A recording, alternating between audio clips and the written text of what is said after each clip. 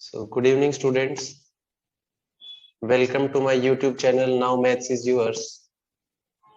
आज मैं आपको 10th क्लास के मैथमेटिक्स के कुछ इंपॉर्टेंट क्वेश्चंस करवाने जा रहा हूं जो बोर्ड पॉइंट ऑफ व्यू से बहुत इंपॉर्टेंट क्वेश्चंस हैं, इंपॉर्टेंट टॉपिक्स हैं, इंपॉर्टेंट कॉन्सेप्ट है। तो ध्यान से इस वीडियो को सुनना है आपको और देखना भी है और ट्राई भी करके देखना है आपको ये क्वेश्चन खुद से। So let's start with the first question. First question जो आपकी स्क्रीन पे है वो है given that HCF 306, 657 is equal to 9. Find LCM for these two numbers. HCF आपको गिवन है इस क्वेश्चन में, फाइंड आउट आपको क्या करना है LCM, और दो नंबर भी गिवन है। तो हमें एक बहुत इंपॉर्टेंट रिलेशनशिप याद करना है, that is HCF into LCM will be equal to product of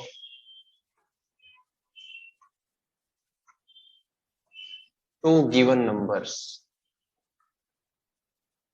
HCF आपको गिवन है यहाँ पर 9, LCM आपको फाइंड आउट करना है और दो नंबर का प्रोडक्ट दैट इज 306 और 657, ये दो नंबर आपको गिवन है।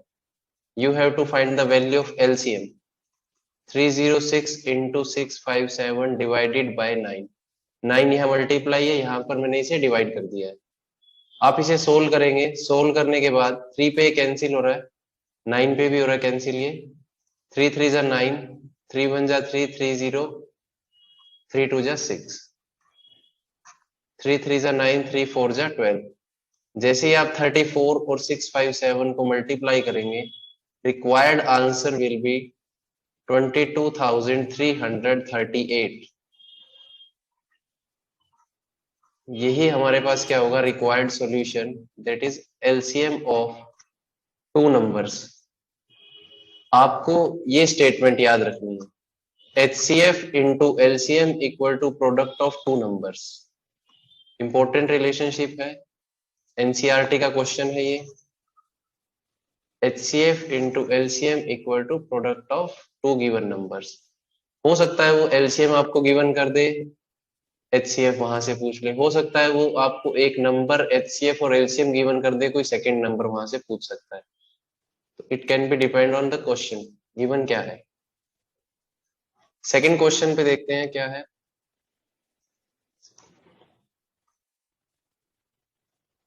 Second question is prove that √3 is irrational. तो हमें यहाँ पर √3 को इरेशनल प्रूव करना, ये भी एक NCERT का एग्जाम्पलर क्वेश्चन है ये। तो first of all irrational proof करने से पहले हम क्या करेंगे, यहाँ पर लेट कर लेते हैं, let √3 is an rational number. If √3 is rational, therefore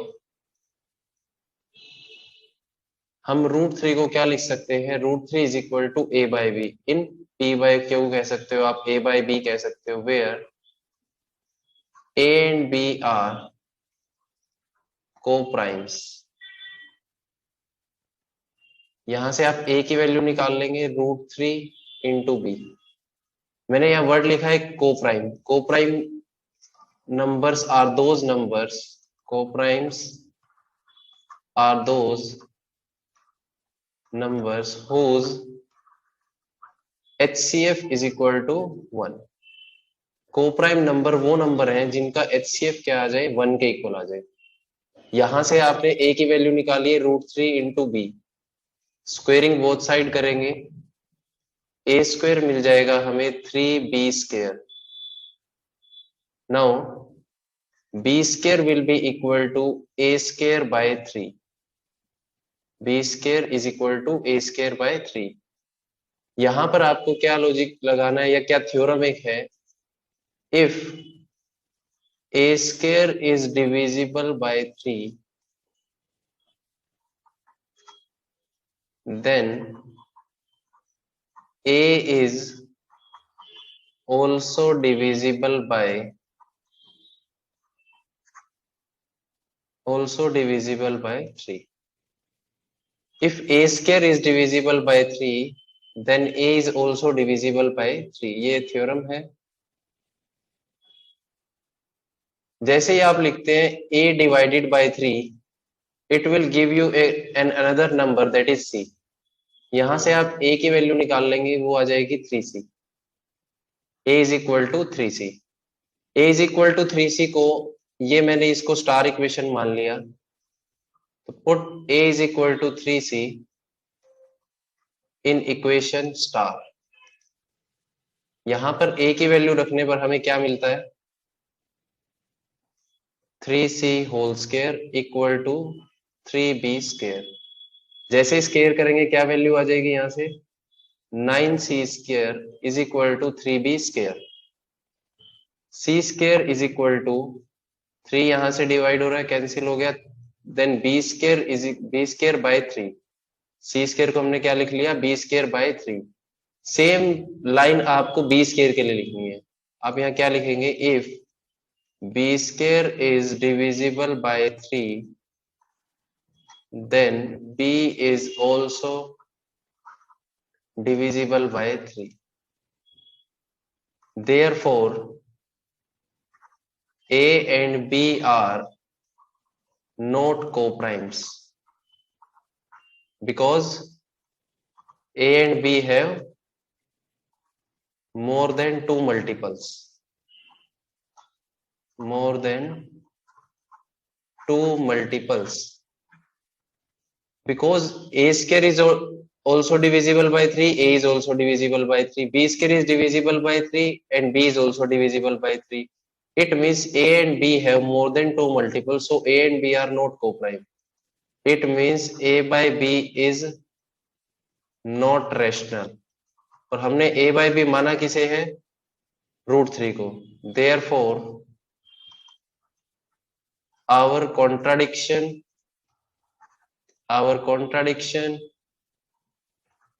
is wrong. √3 is an irrational number. ये हमें प्रूव करना था. आपको √2, √3, √5, 2√5, 2√7 ये सभी प्रूव करने आने चाहिए. इंपॉर्टेंट है ये सभी.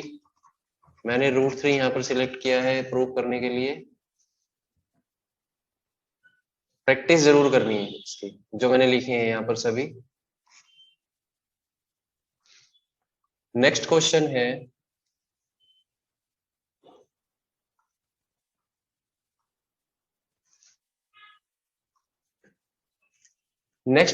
फर्स्ट चैप्टर से, ये रियल नंबर से.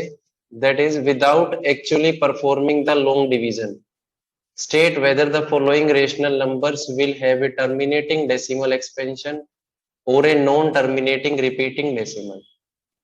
तो सबसे पहले हमें ये देखना है कि टर्मिनेटिंग डेसिमल एक्सपेंशन मिलेगी कब हमें. Terminating decimal expansion. तो टर्मिनेटिंग डेसिमल एक्सपेंशन हमें कब मिलती है? जब if a number is p by q, कोई नंबर है p by q की फॉर्म में, when q is in the form of 2 raised to the power m into 5 raised to the power n. Means denominator किसी fractional form का किस form में हो? 2 raised to the power m into 5 raised to the power n.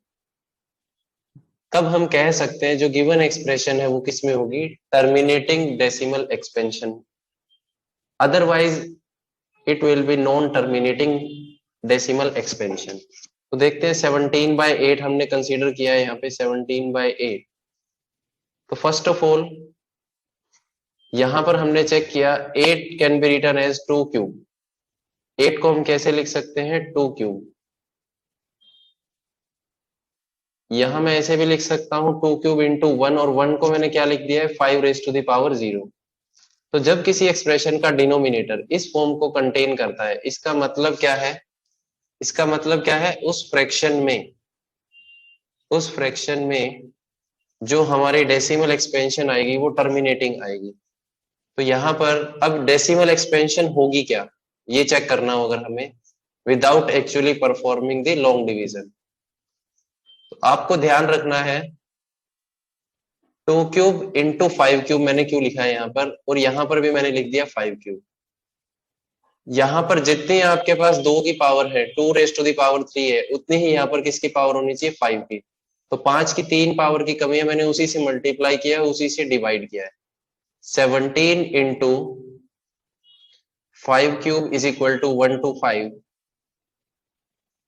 ये हो जाएगा power same base multiply, that is 10 cube. इसे आप सोल्व करेंगे तो आपके पास आंसर आएगा 2125,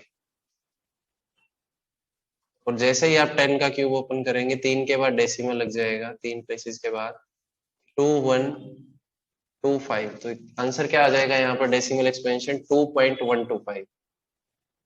सेम 35/50, 35/50 के लिए भी यही है। 50 को हम कैसे लिख सकते हैं यहाँ पर, 5 इंटू 10, 35। फिर 10 को हम फर्दर लिख सकते हैं 5 इंटू 2, तो मैं अब इसे लिख रहा हूँ 5 स्क्वायर इंटू में 2। अब आपके पास ये डिनोमिनेटर इस फॉर्म में आ चुका है, इसका मतलब ये कैसी एक्सपेंशन है, टर्मिनेटिंग डेसिमल एक्सपेंशन है। बट क्या वैल्यू आएगी, वो वैल्यू के लिए आपको क्या करना है, मैंने आपको बताया जितने 5 हैं उतने ही 2 होने चाहिए। तो यहाँ एक 2 की कमी है, मैंने एक 2 से मल्टीप्लाई और डिवाइड कर दिया, तो मैं इसे लिखूंगा 70, और ये क्या आ जाएगा 10 स्क्वायर, दैट इज 100। 0 से 0 कैंसिल हो जाएगी, 7/10 इज इक्वल टू 0.7, यही हमारा आंसर होगा। तो टर्मिनेटिंग डेसिमल एक्सपेंशन को फाइंड आउट करने के लिए आपको यही ध्यान रखना है, जो डिनोमिनेटर है वो 2 raise to the power m into 5 raise to the power n contain करता है, तो वो टर्मिनेटिंग होगी, अदरवाइज टर्मिनेटिंग नहीं। ax square plus bx plus c equal to 0। तो हमें यहाँ पर जो x की वैल्यू मिल रही है, x की वैल्यू ये हमारे लिए क्या होंगी, जीरोज। तो हम देख रहे हैं एक्स स्क्वायर दिया हुआ है, इसका मतलब हमें यहाँ पर x की 2 वैल्यूज मिलेंगी। उन x की वैल्यूज को हमने क्या बोला है, अल्फा और बीटा। तो यहाँ हम कह सकते हैं alpha plus beta is equal to minus B by A, alpha into beta is equal to C by A. ये हमारे पास रिलेशनशिप है sum of zeros and product of zeros and in the form of coefficients. Zeros and coefficient का relationship क्या है, alpha plus beta is equal to minus B by and alpha into beta is equal to C by in case of quadratic polynomial. तो means अब अभी हमें क्या find out करना है, first of all alpha and beta. तो alpha and beta find out करने के लिए मीन्स हमें इसके गिवन क्वाड्रेटिक इक्वेशन के जीरोज फाइंड आउट करने हैं। तो यहां से आप इसके फैक्टराइजेशन मेथड से फैक्टर निकाल सकते हैं। फैक्टर क्या बन जाएंगे, -2s प्लस 1 इक्वल टू 0। आपने 4 इंटू 1 किया, 4 आ गया प्लस का, प्लस के 4 के लिए आपको फैक्टर चाहिए, 4s को आपने डिवाइड किया -2s और -2s में, -2 प्रोडक्ट क्या आ जाएगा, +4। ऐड या सब्ट्रैक्ट करने पर हमें आंसर क्या मिल रहा है, -4। तो फर्स्ट 2 फैक्टर्स, यहां से कॉमन क्या आ जाएगा, 2s, हमारे पास बच जाएगा 2s - 1। नेक्स्ट 2 फैक्टर से हमने -1 कॉमन लिया, तो हमें क्या मिलेगा, 2s - 1, then 2s - 1 and 2s - 1 equal to 0। First factor equal to 0 या second factor equal to 0। s की वैल्यू यहां से आएगी 1/2, यहां से आ जाएगी 1/2। मीन्स s की 2 वैल्यूज आई हैं, ये हमें क्या मिला है, alpha is equal to 1/2 and beta is equal to 1/2। then alpha plus beta will be equal to 1/2 plus 1/2, that is 1. Okay, alpha into beta 1/2 into 1/2, that is 1/4। अब हम रिलेशनशिप चेक करते हैं, ये तो हमने जीरोस निकाल लिए। क्या अल्फा प्लस बीटा की वैल्यू जो मैंने लिखी थी -b/a ट्रू है, तो चेक कर लेते हैं। माइनस बी की वैल्यू क्या है, यहाँ पर कंपेयर करोगे तो a x square plus b x plus c से हम वैल्यूज कंपेयर करेंगे, तो बी की वैल्यू क्या आ जाएगी, -4। ए की वैल्यू क्या है, 4। आप इसे सोल्व करेंगे, 4/4 कैंसिल आउट होके वैल्यू आ जाएगी 1। सेम C/A किसके लिए था, अल्फा इंटू बीटा के लिए। C की वैल्यू 1 है, A की वैल्यू 4 है। Then alpha into beta is equal to 1/4, both values are equal. So here we can say that the relationship between zeros and the coefficient is verified. यहाँ verify हो गया relationship. सो ये था हमारे पास zeros and coefficient में relationship.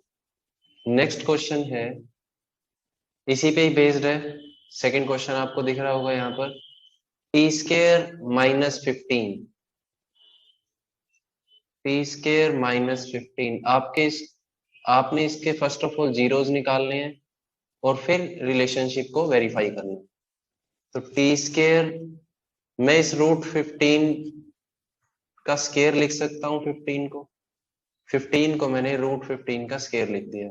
यहाँ पर identity use करेंगे, a square minus b square, a minus b, a plus b, t minus √15, t plus √15 is equal to 0। या तो फर्स्ट वैल्यू 0 के इक्वल या सेकंड वैल्यू 0 के इक्वल। यहां से t की वैल्यू आ जाएगी √15, यहां से t की वैल्यू आ जाएगी -√15। t की दो वैल्यूज आ गई, इसका मतलब मेरे पास क्या आ गई, यहाँ पर जीरोस आ गई, जीरोस आ गई। इसका मतलब अब रिलेशनशिप हम फाइंड आउट कर सकते हैं, alpha plus beta is equal to -b/a। √15 minus √15 cancel out हो गई, 0। लेफ्ट हैंड साइड तो आ गई हमारे पास। माइनस बी की वैल्यू क्या है, देखो आपको कंपेयर करना है a x square plus b x plus c से। एक्स का कोफिशिएंट बी है और यहाँ पर टी का कोई कोफिशिएंट ही नहीं है, टी ही प्रेजेंट नहीं है, इसका मतलब ये क्या हो जाएगा, 0। ए की वैल्यू 1, तो 0 आ गया। Left hand side equal to right hand side आ गई। That is relationship verified. Alpha into beta is equal to C/A। Alpha की वैल्यू है √15, बीटा की वैल्यू है -√15, सी की वैल्यू आपके पास कितनी है चेक करें, गिवन इक्वेशन में -15, ए की वैल्यू 1। आप इसे सोल्व करेंगे, -√15 is equal to 15, then -15 is equal to -15। ये क्या आ जाएगा, relationship between zeros and the coefficient of a quadratic polynomial. Quadratic polynomial, यहां पर मैं रिलेशनशिप आपको क्यूबिक पॉलिनोमियल के भी बता रहा हूं। Alpha plus beta plus gamma is equal to -b/a। अगर क्यूबिक पॉलिनोमियल है तो वहां पर जीरोस जो आएंगे वो 3 आते हैं, alpha beta, beta gamma plus gamma alpha is equal to C/A। Alpha into beta into gamma is equal to -d/a। Cubic polynomial जो होगा वो होगा ax³ plus bx² plus cx plus d equal to 0। ये cubic polynomial के लिए relationship है zeros and coefficient में, और ये क्वाड्रेटिक के लिए है relationship between zeros and coefficient. Next question करते हैं।